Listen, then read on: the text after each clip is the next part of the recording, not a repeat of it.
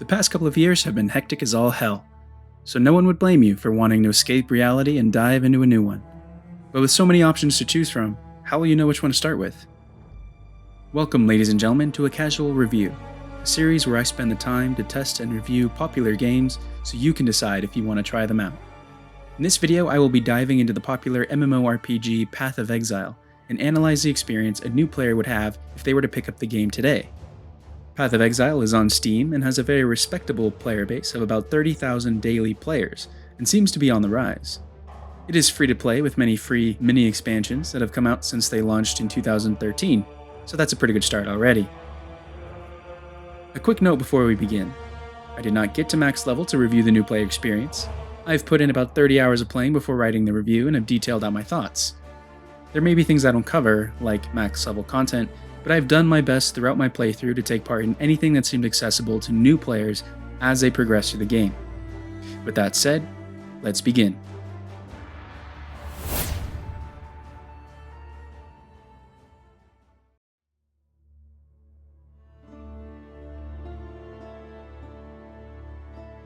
First, let's talk a bit about Path of Exile's gameplay design. Path of Exile, or PoE, is an MMORPG in the same kind of way that Diablo or Warframe is. You build your character, jump into a world that other players are in as well, but anything done outside of a town or sanctuary is done only by your party, so either alone or with whoever you group up with. This has some positives and negatives, but to me, it makes you think of the game as more of a single-player game with multiplayer functionality, which isn't necessarily a bad thing. I've played other games like this and it definitely works. You can still trade and group up with other players, you can take part in instanced PvP content, you at all times are connected to others through world chat, so you're never truly alone, you just won't see other people fighting alongside you unless you find friends. You kinda have to go into the game with that understanding though, or you will definitely feel extremely alone in the dark and twisted fantasy setting that the game has you explore in. As for gameplay, the camera is set in an overhead semi-isometric view, and you move by clicking around.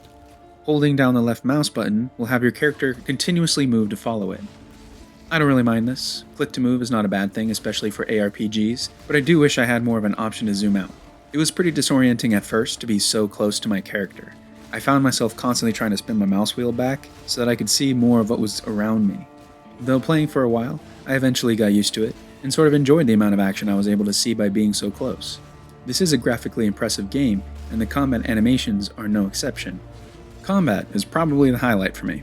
At first it's a left-click marathon, then a left and right-click marathon, but eventually you can build yourself in having 8 different spells and 5 flasks hotkeyed onto your action bar, and you will be using all of them.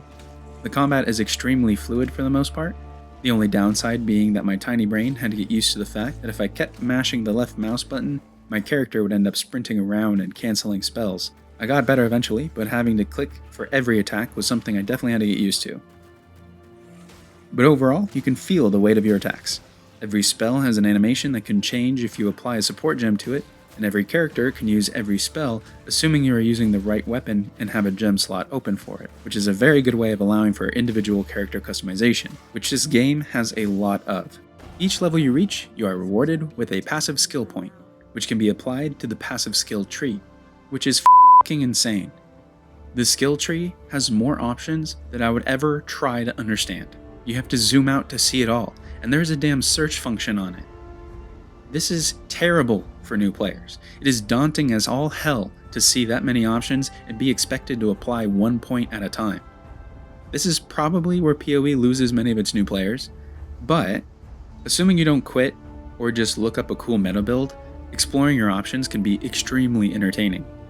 Having this many branching paths of progression allows for each player to create their character in exactly the image they have in their mind. I love this part of the game. However, if you get far enough and try to take part in the endgame content, I could see how the illusion of choice starts to set in. Where there is a world of options to casual or individual players, as soon as you join top tier content, you will be exposed to the pressure of following the meta, which I am sure means that there are specific builds that you are going to be told to talent into. That would leave 90% of this awesome skill tree completely ignored. For new players, PvE is really your only option. I tried to access PvP, but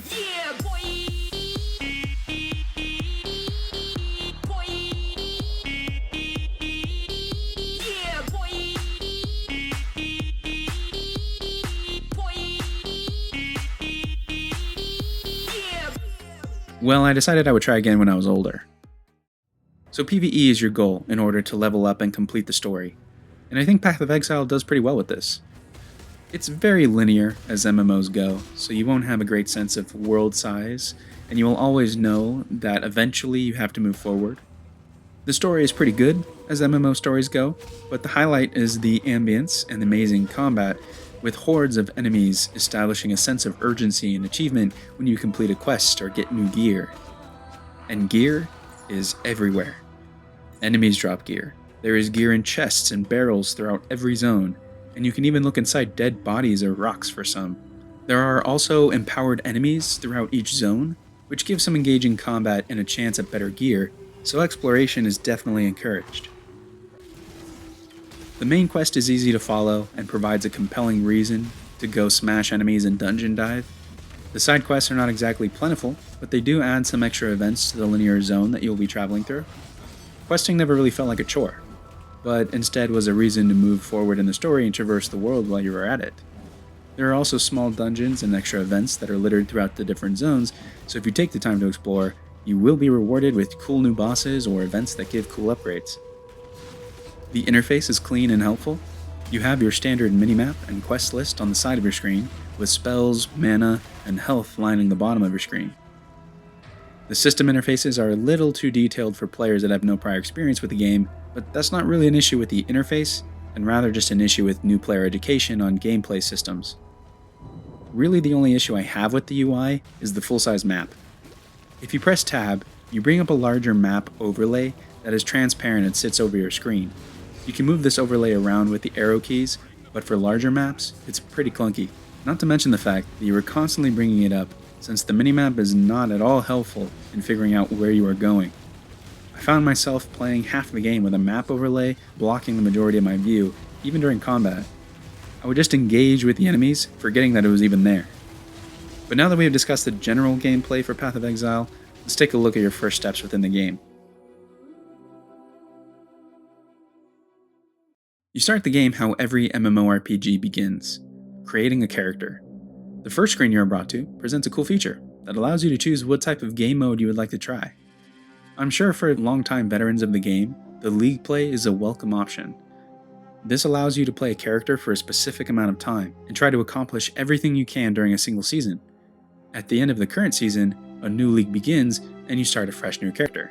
That's a basic overview as to how it works, but since I'm a completely new player, I'll start with the standard league. After choosing your league, you choose your class. You can choose any of the 5 preset classes, but because of the skill tree I mentioned, there is a metric ton of class specialization paths you can choose. Choosing your class here affects where you start on the passive skill tree, but not where you'll end up. I went ahead and tried all of the classes at least to level 5, so I will give my initial thoughts quickly. The Templar is a spellcaster and melee class that can excel in either one. They start with a scepter for enhancing their spells, but you can switch to a melee weapon if you decide you want to build an in-your-face holy brawler. I chose to build the beginnings of a shaman-like character by enhancing my elemental spellcasting, and by level 5, I was pretty into it. Lots of damage, lots of burst AoE, and single target spells. And if I played any further, potential for some cool totems that enhance your abilities or act as minions for you. The Shadow is basically a rogue, but with a cool serial killer twist to it. Not that serial killers are cool, but just different than the basic rogue. He starts with daggers, but excels in all one-handed combat. I chose to use claw weapons and build his attack speed just to see how fast I could make his hands, especially because his poisons were so damn powerful already. The Marauder is a warrior giant, and excels in one-handed or two-handed melee combat. He is your basic warrior that any game has, but damn does it feel good to smack enemies with two-handed weapons. He also doubles as a tanky character, so I basically gave him a two-handed axe, a bunch of life-stealing AoE skills, and took down hordes of enemies just by standing still. There's probably a lot of depth to his play, I'm sure, but this has been working for me so far. The Ranger is your bow user with plenty of abilities to shoot many arrows. The The skills are powerful and provide a lot of mobility, so your gameplay is shoot and move. The Ranger is very similar to how bow classes function in other MMOs, but because of the talent tree, you also have the ability to harness your attunement with nature and become more of a druidic character, with poisons and animal spirits lending you their power. So a lot more depth if you decide to drop the basic hunter role. The Duelist is your quick-witted arena competitor who uses rapiers or other one-handed weapons to dip in and out of close-range combat with enemies. With this class, you can either build into a more tanky dueler with more health and better blocking, or you can lean into your evasion and be a shifty fencing-type dueler. This class has a lot of quick movement and bleed abilities either way, so mobility is definitely a strong suit. My favorite part of the Duelist so far is the Splitting Steel spell, which shoots pieces of broken swords at enemies from a distance. It's pretty badass for a low-level spell. Finally, the Witch is your basic mage or spellcaster. She has a high spell damage and mana pool to be able to shoot off multiple spells at high intensity, but she'll die if one of the enemies gets too close to her. The main attraction for this class is the amount of variety when it comes to which school of magic you're going to specialize in. So far I've used ice, fire, arcane, and summoning spells, with summoning being my favorite. I basically was able to summon a small undead army to do all the fighting for me, while I took cheap shots at enemies from a distance. So once you have chosen your class and a name, you jump right into the game. There isn't any character creation or visual options in the game. The majority of that comes with in-game armor, making your character look different than others. I really wish we had some options though. I really wanted to be a mage that didn't sound or look like a little evil witch girl, or be a Templar that wasn't way past his prime already, but that is part of the game, being lore-rich and more story-driven. The tutorial starts with you already shipwrecked on an island, and the very basic aspects of the gameplay are taught to you as you navigate the beach. You are taught to explore and fight enemies. The game shows you how to equip spell gems and support gems, and you fight your first boss. Not too bad as tutorials go, but that is all that is explained to you. The talent tree isn't explained all that much, and none of the stats or gameplay systems are explained at all. And this is a problem, because as you go on in the game, you realize that you are affected by a lot of these systems, but don't really know how or why. The only reason I was able to figure it out was because I spent time going through these display texts, and I have a background in MMOs and tabletop RPGs, but there's a lot I still don't understand. I'm sure that a lot of players are going to say, oh, the game just doesn't handhold you, tutorials aren't supposed to explain everything, and you're right, to a certain extent. MMOs are giant games, with so many different systems and features that are all learned through long hours of gameplay. If the game doesn't do a good job of introducing new players to these features, many of those new players won't engage in them, and this game is very complicated. With all the character customization options the game gives you, it brings along a load of different stats, spells, items, and combat styles that a new player just wouldn't understand. It's not that they can't learn, it's just that many new players won't want to.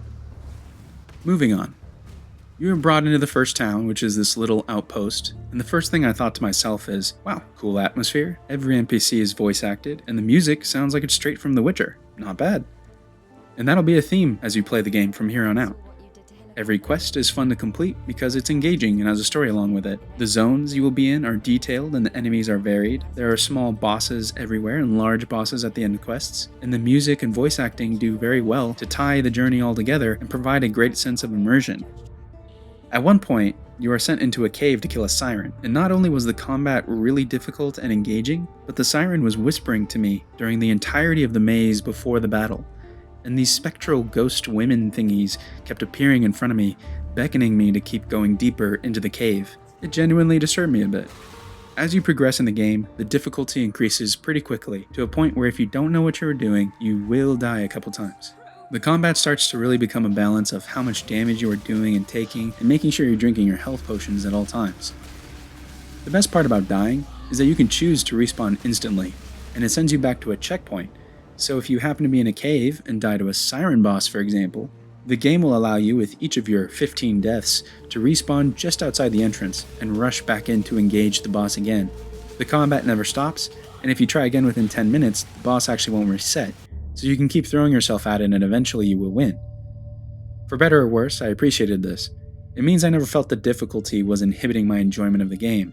I would beat the boss, remember the problem I was having, and then change my approach for the next boss. As you continue to complete quests and kill lots of cool, disturbing enemies, You will explore more of the world the game has created for you, and eventually we'll move on to the next act. The game is broken up into acts in order to divide the narrative and level difficulty into sections that can be contained within a set part of the world. It contributes to the game's linear feel, but honestly you don't notice it much. You can travel anywhere at any time, so if you miss something, you can always go back. But the main story will keep you leveled to match the content, so you don't ever feel like you need to go back. The end of Act 1 places you directly into a lush forest, which is a great visual to compare the dead shores and caves you just left. But the game always has this disturbing feeling to it. Even in a green, colorful forest, the environment, music, and enemies are constantly reminding you that there is a sense of urgency to keep moving, almost as if it is telling you that you should feel a little uncomfortable and alert when outside of a sanctuary. Think of a Little Nightmares or Slenderman kind of feeling. Some people will really like the feeling of being under pressure at all times, and others will not. I found that it was awesome in small doses, but when you wanted to explore the area and you're being chased by 40 different enemies in a darkened part of the forest, you start to get a little bit anxious. And this is a lot of what the gameplay is going for, which ended up affecting how long I could sit and play the game. But each time I would step away from the computer for a bit, and then I would come back excited to see what I was supposed to do next. Path of Exile is definitely a well-made game. I thoroughly enjoyed my time playing it. But if we are talking about reviewing the new player experience, then I think we have to be aware of some of its shortcomings. Path of Exile is complicated. The systems that the game has built into it, whether that be the numerous character stats or the in-depth passive skill tree, are completely daunting to someone just starting out the game. And I haven't even mentioned other complicated things, like how there's no in-game currency, but instead there's a system of weapon and armor stat altering notes that vendors and other players have attributed some sort of value to. Things as complicated as that sound extremely cool to be a part of, but the difficulty acts as a barrier to entry and keeps anyone new from trying. The new player experience is also very lonely. Granted, if you came in with friends or tried grouping up with random people and got someone to bite, I'm sure you wouldn't feel the same way, but I don't have any Path of Exile friends, and there was no one talking in the early game sanctuaries. In fact, other than a couple of people that would be talking in the world chat, there was not a lot of communication at all. I'm sure that this experience can be different for other people, but to me, it felt like a single player game with an option to watch the chat box for awkward random conversations.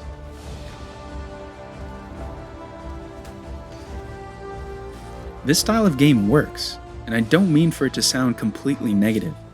I said it earlier in the video as well. I enjoy RPGs, and I enjoy playing those RPGs with friends.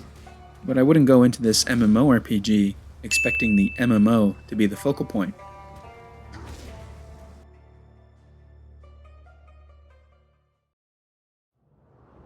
I think all in all, the shortcomings of Path of Exile's new player experience can be brought down to two things. Two questions that you will have to ask yourself if you are thinking of trying it out. Do you want to spend the time to understand the complexity of the game? And do you want to play an impressive multiplayer ARPG instead of an MMORPG? If your answer is yes to either of those questions, I highly suggest trying it out. Once you set your expectations of what the game is going to be, it is one of the best experiences you can have in free-to-play games. And I would repeat that. In reviewing this game, I spent no money, no subscription, no purchase. I can play as much and whenever I want, and I haven't even opened the in-game cash shop. Path of Exile is one of the best free-to-play games I have ever played. But we will see if I regret that statement after playing levels 25 to 100. Thanks for listening. If you enjoyed the video or found it entertaining, consider hitting the like button and subscribing. I appreciate your support, and I can't wait to see what we talk about next.